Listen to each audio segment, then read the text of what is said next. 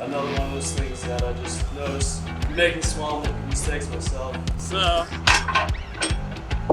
when we're strapping down a load, what you want to do is to just always keep it as straight as possible. So right now it's open, make sure pull it taut. When it's here, pull up the lever, strap down, pretty easy. And then again, like I said, to make sure that it's always all the way closed. Like even this is not closed. It looks like it, we have to pull it and close it all the way.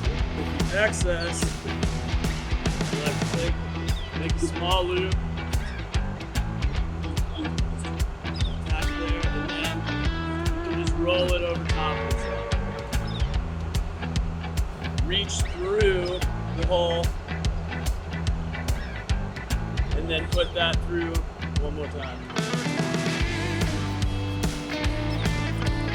Take this, take some of the excess, put it through the bottom, make another loop, put that loop within, and then just roll it.